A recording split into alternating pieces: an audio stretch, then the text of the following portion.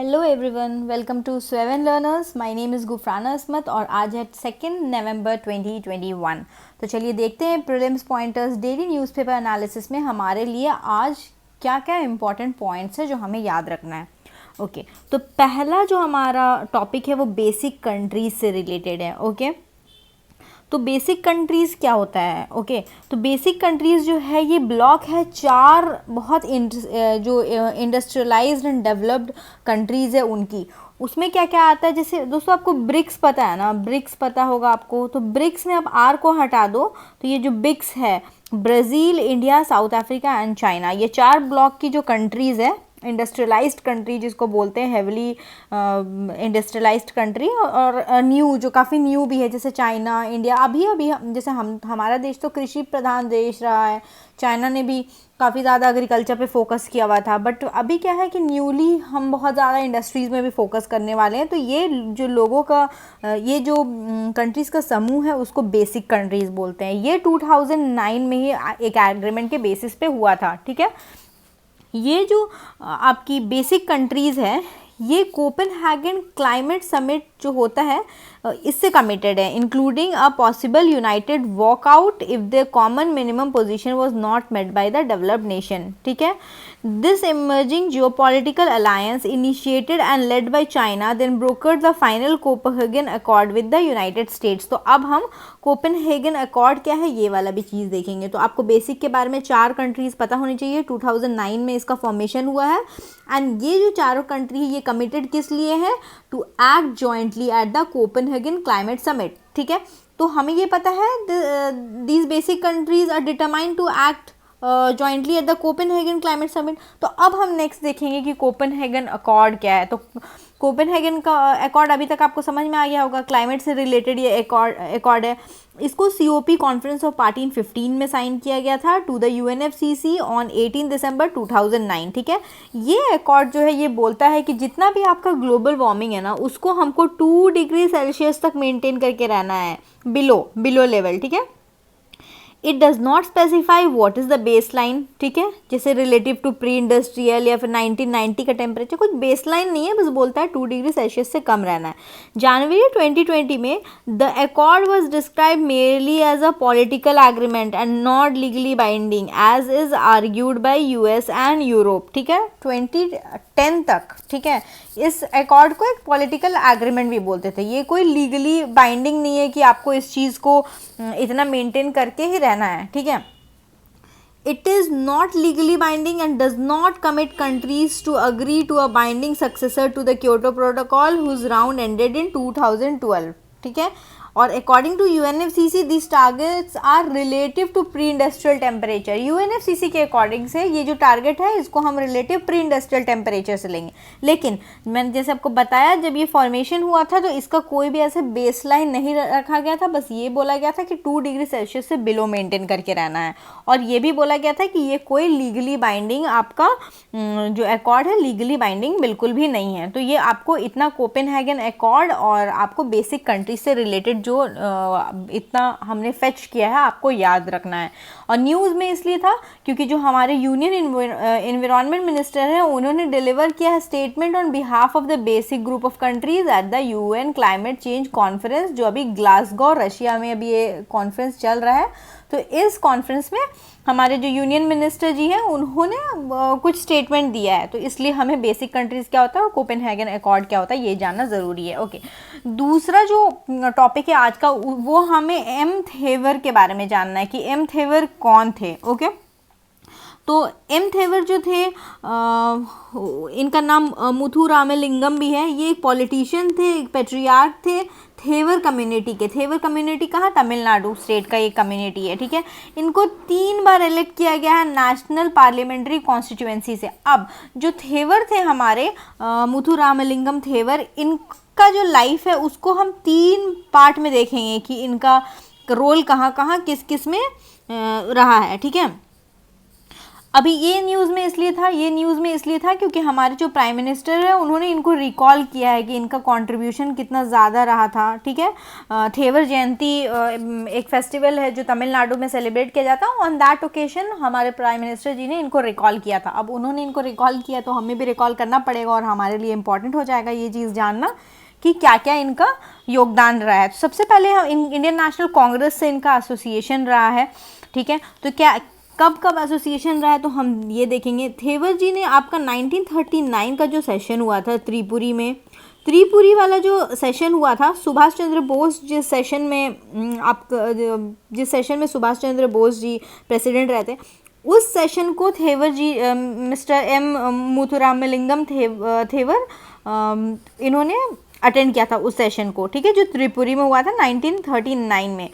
इस मीटिंग में आपको पता होगा प्रेसिडेंसी ऑफ सुभाष चंद्र बोस को चैलेंज किया गया था भाई पत्तबी सीतारामैया, और सीतारामैया के पास गांधी जी का बहुत ज़्यादा सपोर्ट था। दो थे, कुछ लोग सुभाष चंद्र बोस को सेलिब्रेट कर रहे थे, कुछ लोग आपका पत्ताबी सीतारामैया को मतलब सपोर्ट कर रहे थे। एंड एक्टिव सपोर्ट जो महात्मा गांधी का था वो सुभाष चंद्र बोस के तरफ नहीं था, वो आपका पत्ताबी सीतारामैया के तरफ था। उसके बाद ऐसा हुआ था कि उस वाले प्रेसिडेंशियल इलेक्शन में बोस जी सेलेक्ट हो गए थे गांधी जी के प्रेफर्ड कैंडिडेट के अगेंस्ट, ठीक है। थेवर ने स्ट्रांगली सपोर्ट किया था सुभाष चंद्र बोस को in the intra Congress dispute and join the forward block. तो इन्होंने फॉरवर्ड ब्लॉक आपका सुभाष चंद्र बोस का था, इन्होंने फॉरवर्ड ब्लॉक को भी सपोर्ट किया था, और इन्होंने पत्ताबी सीतारामैया नहीं, इन्होंने सुभाष चंद्र बोस को 1939 नॉट 38 आई एम सॉरी 1939, क्योंकि 1938 वाला सेशन हरिपुरा सेशन था, वहाँ पे तो सुभाष चंद्र बोस प्रेसिडेंट रहे थे। त्रिपुरी वाले सेशन में प्रॉब्लम हुआ था जहाँ पे गांधी जी नहीं चाहते थे कि सुभाष चंद्र बोस वहाँ पे वो प्रेसिडेंशियल कैंडिडेट मतलब इलेक्ट होकर के आए, ठीक है। उसके बाद इन्होंने अपोज किया था क्रिमिनल ट्राइब्स एक्ट को, ठीक है। ये क्रिमिनल ट्राइब्स एक्ट है, इसको 1920 में इनैक्ट किया गया था मद्रास प्रेसिडेंसी के द्वारा, ठीक है। ये जो एक्ट है ये क्रिमिनलाइज करता था entire community by designating them as habitual criminal, ठीक है। Adult males of groups were forced to report weekly to local police and had restriction on their movement if imposed. तो जो कम्युनिटी के adult mail हैं उनके ऊपर भी बहुत, तो थेवर जी ने क्या किया था, इन्होंने बहुत रेजिस्टेंस किया, गांव टू गांव घूमे, अफेक्टेड एरिया में रैलीज किया for the rights of these people. तो ये आपका क्रिमिनल ट्राइब्स एक्ट से भी इनका एसोसिएशन है। एक इनका और एसोसिएशन है टेम्पल एंट्री मूवमेंट का, ठीक है। टेम्पल एंट्री ऑथराइजेशन और इंडेमनिटी एक्ट जो है वो was passed by the government C Rajagopalachari 1939, ठीक है। इस मूवमेंट ने रिमूव किया था रेस्ट्रिक्शन, जहाँ पे आपको दलित को हिंदू टेम्पल में एंटर करने की आपको परमिशन मिल गई थी। थेवर जी ने सपोर्ट किया था इस रिफॉर्म को and he helped the activist जो ए वैद्यनाथ जी है, ताकि वो दलित को ले जा सके मीनाक्षी टेम्पल जो मदुरई में है वहाँ पे है। तो उन्होंने टेम्पल एंट्री मूवमेंट को सपोर्ट किया था, क्रिमिनल स्ट्राइप को अपोज किया था, और उन्होंने सुभाष चंद्र बोस को त्रिपुरी वाले सेशन में भी सपोर्ट किया था। तो आपको एम थेवर के बारे में इतना इन्फॉर्मेशन होना चाहिए, ओके। नेक्स्ट जो हमारा टॉपिक है वो हमारा गैंगेस रिवर डॉल्फिन के बारे में। तो अब हम थोड़ा देखेंगे गैंगेस रिवर डॉल्फिन के बारे में, ओके। इसको 1801 में डिस्कवर किया था, उतना डेट आपको बिल्कुल याद नहीं रखना है, ओके। अभी किसी भी स्पीशीज़ को आप पढ़ते हैं तो आप उसका IUCN स्टेटस देखेंगे, ये इंडेंजर्ड है, ये शेड्यूल 1 में है, ये अपेंडिक्स 1 में है साइट्स के, और CMS के अपेंडिक्स 2 में आता है ये। तो ये कंजर्वेशन स्टेटस आपको इसका ध्यान में रखना है। अब हमको ये देखना है कि ये कहाँ पाई जाती है। ये आपका जो गंगा ब्रह्मपुत्र मेघना सिस्टम है, Karnaphuli Sangu river system, Nepal India Bangladesh वाला होता है, यहाँ पे मिलती है। ये जो गैंगेस रिवर डॉल्फिन है ये सिर्फ फ्रेश वाटर में रहती है और एसेंशियली ब्लाइंड होती है। फ्रेश वाटर में रहती है, एसेंशियली ब्लाइंड होती है। ये हंट करती है, ये एक अल्ट्रासोनिक साउंड निकालती है, ठीक है। जो फिश से जा करके, जैसे ये साउंड निकाली आपका यहाँ पे सपोज फिश है, तो ये साउंड आपका ये फिश से जा करके टकरा करके वापस आएगा। सपोज यहाँ पे आपकी डॉल्फिन है, तो ये इससे अंदाज़ा लगाती है कि उसकी प्रे जो है फिश वो यहाँ पे है, ठीक है। Enabling them to see an image, क्योंकि एसेंशियली ब्लाइंड होती है तो ये जो अल्ट्रासोनिक साउंड है उसके वजह से वो अपने दिमाग में एक फॉर्मेशन बना लेती है कि ओके वहाँ पे है और ये है, और इनको सूसू भी बोलते हैं, क्योंकि सूसू बोलते हैं मतलब इनका जो स्मेल होता है वो थोड़ा काफ़ी ख़राब सा होता है, जैसे वो थोड़ा बदबूदार टाइप में महकते हैं, तो इनको सूसू भी बोलते हैं। और इनकी पॉपुलेशन कम है, 1200 से 1800 इनकी पॉपुलेशन, इसलिए इंडेंजर्ड कैटेगरी में आती है।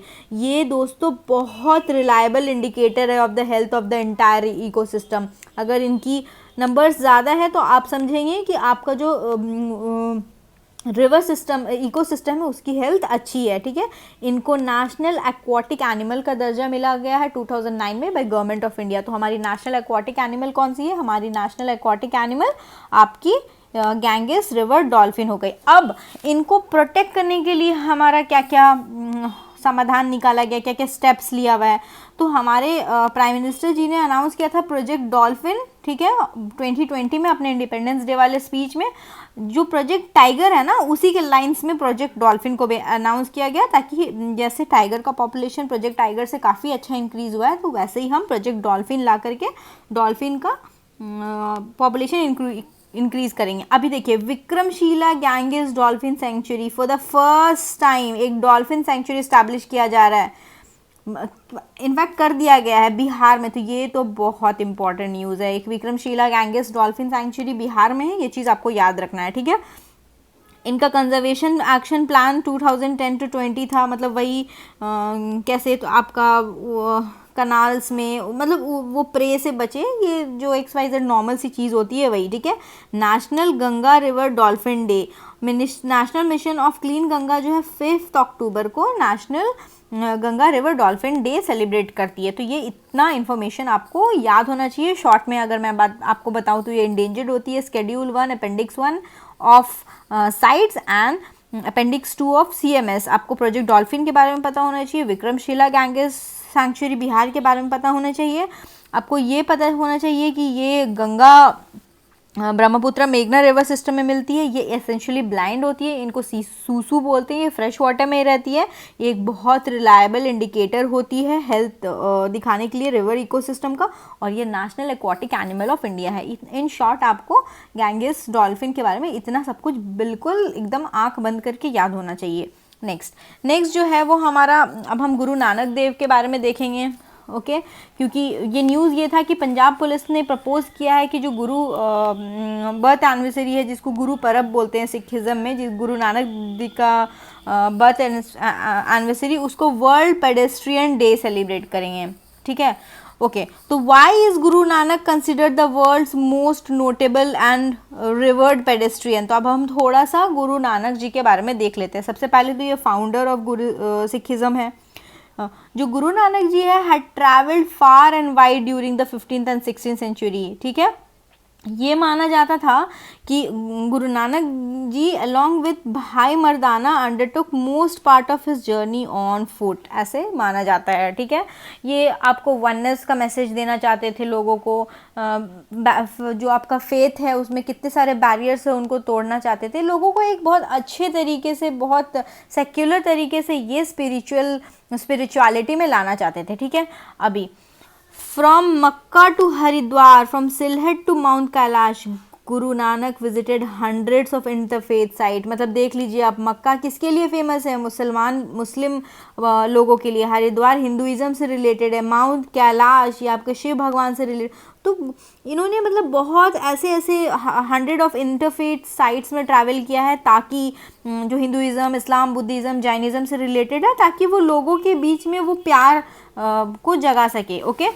His journeys are referred are also called udasis, ठीक है। His journeys are referred are also called udasis. At some site गुरुद्वारास were constructed, तो उनका जो विजिट है उसको कमेमोरेट करने के लिए, तो आपको ये उदासी शब्द इंपॉर्टेंट है, आप ये चीज़ याद रखेंगे, ठीक है। इनकी जो ट्रैवल है लेटर ऑन इनको डॉक्यूमेंट कर दिया गया एक टेक्स्ट में, उसका नाम है जन्म सखीज़, तो ये टेक्स्ट भी आपके लिए इंपॉर्टेंट हो जाता है, ठीक है। अब ये जो साइट्स है are now spread across 9 nation. अभी के जो पॉलिटिकल डिवीज़न, जोग्राफिकल डिवीज़न के बेसिस पे India, Pakistan, Iran, Iraq, China, Tibet, Bangladesh, Saudi Arabia, Sri Lanka और अफगानिस्तान, ठीक है। अभी पंजाब पुलिस, ये इनका मोटिव क्यों है, ठीक है, उनका मोटिव यही है to spread awareness on road safety for pedestrians by introducing Guru Nanak Dev own life as an inspiration. जैसे कि गुरु नानक जी ने फुट में चल करके, देखिए पेडेस्ट्रियन वॉकिंग क्या होता है, जैसे यही आपका रोड हुआ ना, ये आपका रोड हुआ, ये आपके लोग यहाँ पे जा रहे हैं, ये पेडेस्ट्रियन वॉकिंग होता है ना, ये आपका पेडेस्ट्रियन वॉकिंग होता है। तो गुरु नानक जी ने इतने जगह इंटरफेथ जगह पे ट्रैवल करके लोगों को जागरूक करने की कोशिश की। उसी तरह से जो आपकी पंजाब पुलिस है उनका मोटिव भी यही है, ठीक है, कि उनका रोड सेफ्टी का अवेयरनेस करना है। क्यों गुरु नानक जी से लोग ज़्यादा एसोसिएट कर पाएंगे ना, क्योंकि वो एक इंस्पिरेशन है, ठीक है। उन्होंने बोला है the best results are achieved only when the community is mobilised for a cause. कोई एक कम्युनिटी को कोई एक अच्छे कॉज के लिए, जैसे आपने देखा ना कितने अच्छे से ये सिख कम्युनिटी आपको गुरु का लंगर करती है, गरीब लोगों को फ्री में खाना देते हैं, तो ये बहुत अच्छी काम है ना।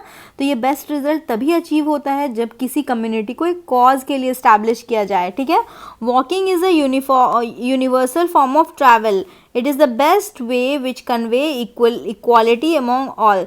जैसे कि देखिए कोई एक इंसान फ्लाइट से ट्रैवल कर रहा है, कोई एक इंसान आपका कार से ट्रैवल कर रहा है, कोई एक इंसान आपका स्कूटर लेके जा रहा है, कोई आपका यामाहा बाइक लेकर के जा रहा है, कोई साइकिल से जा रहा है, तो वो तो इनइक्वालिटी है ना, जिसके पास जितना पैसा है वो उस हिसाब से जाएगा। लेकिन पैर तो सबके दो होते हैं ना, जो भी वॉक करेगा वो तो अपने इसी पैर से, वो इंसान जो है वो अपने इसी पैर से वॉक करेगा ना, तो ये तो एक सिंबल ऑफ इक्वालिटी है। तो इसीलिए बोला गया है वॉकिंग एक यूनिवर्सल फॉर्म ऑफ ट्रैवल है, it is the best way which convey equality among all. इसीलिए वर्ल्ड पेडेस्ट्रियन डे जो है वो गुरु नानक जी को लेकर के सेलिब्रेट मतलब बनाया जा रहा है, तो ये आपको याद रखना है।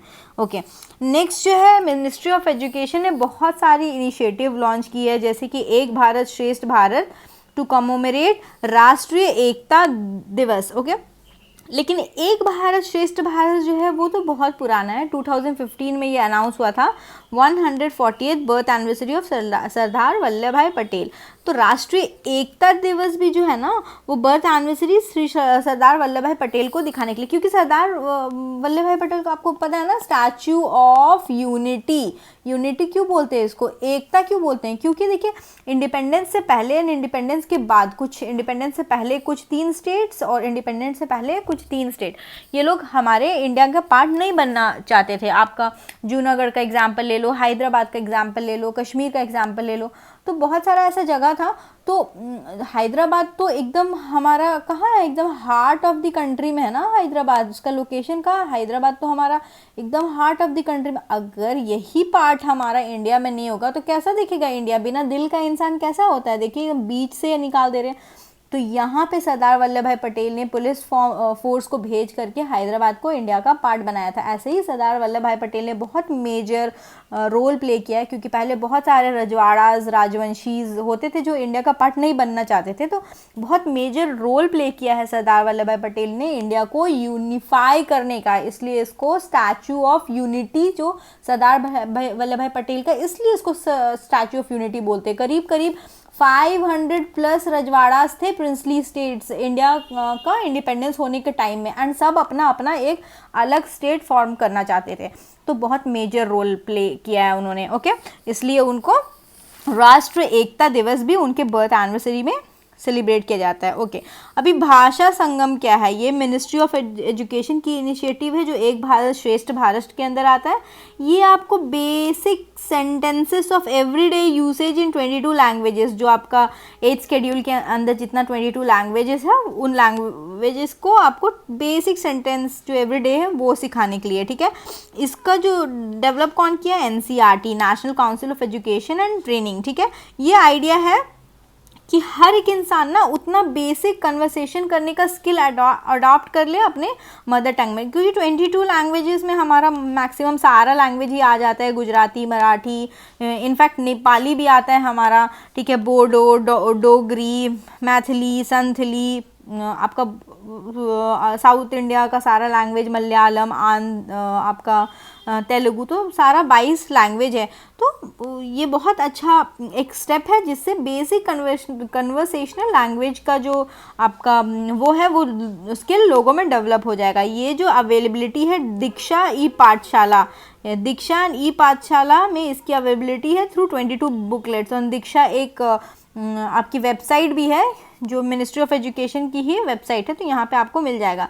अदर इनिशिएटिव इंक्लूड भाषा संगम मोबाइल ऐप, भाषा संगम में तो मोबाइल ऐप एक बना हुआ है, एक भारत श्रेष्ठ भारत क्विज ऐप, ये सारा क्विज ऐप भी है। ओके, अब देखिए एक भारत श्रेष्ठ भारत 2015 में आया था, क्योंकि वही इंगेजमेंट हो different people of different unions, territories and state में, ताकि म्यूचुअल अंडरस्टैंडिंग बने, बॉन्डिंग बने, तभी तो कल्चर इधर से उधर फ्लो करेगा ना, और स्ट्रॉन्गर यूनिटी बनेगी जिससे हमारी कंट्री की इंटीग्रिटी मेंटेन रहेगी। ठीक है, तो ये इसका मोटो है। मिनिस्ट्री ऑफ एजुकेशन आपको याद रखना है, हर एक स्टेट और यूटी ना अपने कंट्री में would be paired with another state and UT for a time period during which they would carry out structured engagement with one other in sphere of language, literature, cuisines, खाना पीना, festival, cultural events, tourism and etcetera, जिससे हमारे अंदर और क्या बढ़ेगा, unity. क्या बढ़ेगा, यूनिटी। तो ये इसका पूरा जिस्ट है। ओके, नेक्स्ट अब हम थोड़ा देखेंगे सरदार वल्लभ भाई पटेल के बारे में, क्योंकि अब हमने यूनिटी के बारे में पढ़ लिया। इनका जो जन्म था गुजरात में हुआ था।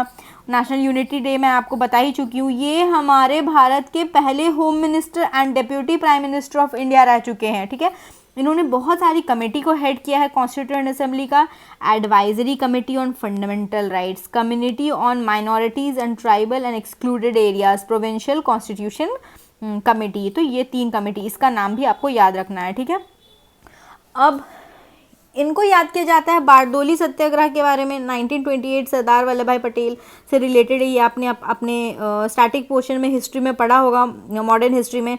और इन्होंने इंटीग्रेट किया था फार्मर के कॉज में खेड़ा सत्या में भी। जी हाँ दोस्तों, आपने 2 पढ़ा है ना, चंपारण, अहमदाबाद एंड खेड़ा, महात्मा गांधी का चंपारण, अहमदाबाद एंड खेड़ा। तो ये जो खेड़ा वाला सत्याग्रह है, इसमें भी सरदार वल्लभ भाई पटेल का एक रोल रहा है। और सरदार वल्लभ भाई पटेल को जो ये टाइटल किसने दिया, सरदार ये टाइटल उनको किसने दिया, उनका नाम वल्लभ भाई पटेल था, उनका नाम पहले से सरदार नहीं था।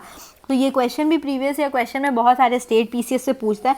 जो बारडोली सत्याग्रह के टाइम में जो विमेन थी, बारडोली जो आपका जगह है ना, वहाँ की औरतों ने उनको सरदार का टाइटल दिया था, जिसका मतलब होता है चीफ और अ लीडर। तो आपको यह ध्यान देना है, वुमेन ऑफ बारडोली, इनको आयरन मैन ऑफ इंडिया बोला जाता है। क्यों, सेम रीज़न जो मैंने बताया, important role in unification and integration of Indian princely state रजवाड़ाज into Indian federation and for convincing princely states to align with the Indian union. ठीक है, इन्होंने भारत के निवासी से रिक्वेस्ट किया कि एक भारत बनाए, मतलब एक भारत बनाए ताकि हमारा इतना यूनिटी दिखाए, एक भारत बनाए ताकि हमारा भारत जो क्या बन जाए, श्रेष्ठ भारत बन जाए, फोरमोस्ट इंडिया। ठीक है, this ideology still reflects in Atmanirbhar Bharat initiative which seeks to make India self reliant. तो ये जो आत्मनिर्भर का आपका जो आइडियोलॉजी है ना, जो मोदी जी अभी कोविड के, एक्चुअली आत्मनिर्भर का जो ये आइडियोलॉजी है, ये अभी नया आइडियोलॉजी नहीं है। विद टाइम बीइंग जब ज़रूरत पड़ी है तब हमारे लीडर्स ने ये आत्मनिर्भर भारत का कॉन्सेप्ट बनाया,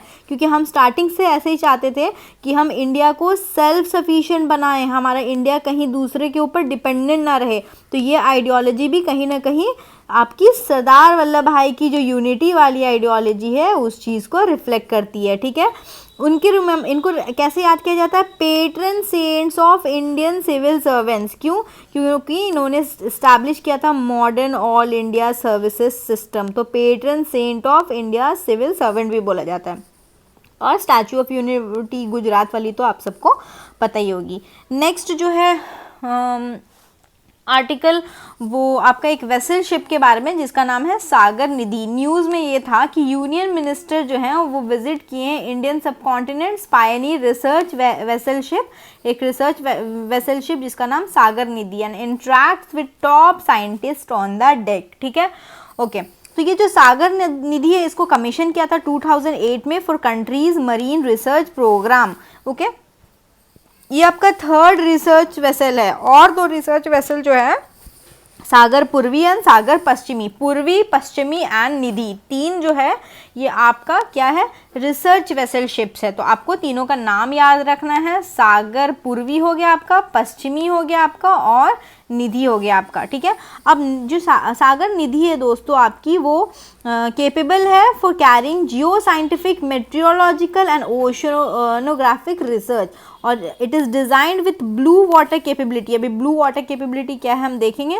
और इनका जो रेंज है 10,000 नॉटिकल माइल्स, मतलब 19,000 किलोमीटर्स का वॉयज कर सकती है फॉर 45 डेज। अभी ब्लू वाटर कैपेबिलिटी क्या होता है, it refers to an ocean going fleet able to operate on high seas far from its nation home ports, मतलब बहुत दूर जा कर के, इसलिए तो ब्लू वाटर कैपेबिलिटी है ना, मतलब लहरों में इतना दूर अपने देश से अपना जो ऑब्वियसली रिफिलिंग के लिए पोर्ट्स चाहिए ना आपको, तो ये 19,000 किलोमीटर्स तक दूर जा सकती है। ये first Indian flag research ship है जो रीच की है 66 degree south latitude Antarctic waters. ठीक है, फेसिंग 11 स्टॉर्म्स एंड 73 स्पीड, ठीक है, NM per hour wind speed, witnessing nature's harshest condition. तो देखिए 19,000 किलोमीटर्स इसकी रेंज है, मतलब 10,000 नॉटिकल माइल्स तक की जा सकती है, और 73 नॉटिकल माइल्स पर आवर किस स्पीड से, कितनी ज़्यादा स्पीड है। और देखिए इसने क्या अचीव किया है, 66 डिग्री साउथ लैटिट्यूड तक की गई है। ठीक है, अभी जो at present 6 ship, Sagar Nidhi, Sagar Manjusha, Sagar Kanya, Sagar Sampada, Sagar Tara and Sagar Anveshika, which are used for many ocean studies and application including ocean observation. ठीक है, जिसमें से आपको रिसर्च व्हीकल के लिए सागर पूर्वी, सागर पश्चिमी एंड सागर निधि का याद रखना है। ठीक है, लेकिन जो हमारी मिनिस्ट्री ऑफ इन्वायरमेंट, जो हमारी मिनिस्ट्री के अंदर है एट प्रेजेंट, जो हमारे पास कितना है 6 शिप्स है। ठीक है, तो ये सारा आप इसको इग्नोर कर दीजिए, अब बस आप ये इसका और इनका नाम याद रखेंगे। ठीक है, ओके, तो चलिए ख़त्म हो गया सेशन। अब हम आंसर्स, क्वेश्चन आंसर्स डिस्कस कर लेते हैं। सागर अन्वेषिका फर्स्ट इंडियन फ्लैगशिप है जो रीच की है 66 डिग्री साउथ लैटिट्यूड, ठीक है, अंटार्कटिक वाटर्स में। क्या ये है सागर अन्वेषिका है। आपके जो मिस्टर एम तेवर हैं associated with temple entry movement, Guru Nanak का जो ट्रैवलिंग है उसको एक बुक में डॉक्यूमेंट किया गया, उसका नाम जन्म साखीज़ है। Sardar Vallabhbhai Patel is remembered as a patron saint of Indian civil servant as established modern all India service system. Copenhagen accord जो है वो लीगली बाइंडिंग डॉक्यूमेंट है, signed at COP 15 of the UNFCCC on 2009। अब तो जल्दी आप अटेम्प्ट करने की कोशिश करिए और मुझे बताइए आपका आंसर क्या है। अब हम फटाक से आंसर देख लेते हैं। आप देखिए आपका स्कोर कितना आ रहा है। देखिए ये लीगली बाइंडिंग नहीं है, ये करेक्ट है, ये करेक्ट है, ये भी करेक्ट है। क्या सागर अन्वेषिका है दोस्तों, वो नो, सागर निधि है। अभी तुरंत हमने इस चीज़ को डिस्कस किया है। और अगर आपका आंसर 5 on 5 आ रहा है तो बहुत अच्छा, अगर नहीं आ रहा है तो आप वापस से इस सेशन को देख लीजिए। तो थैंक यू दोस्तों, please like share and subscribe the channel. और सेशन के PDF के लिए आपको पता है आपको कौन सा चैनल टेलीग्राम में ज्वाइन करना है, स्वेवन लर्नर्स। और सेम चैनल कहाँ है, इंस्टाग्राम में भी इसी नाम से है। You have a good day, bye bye.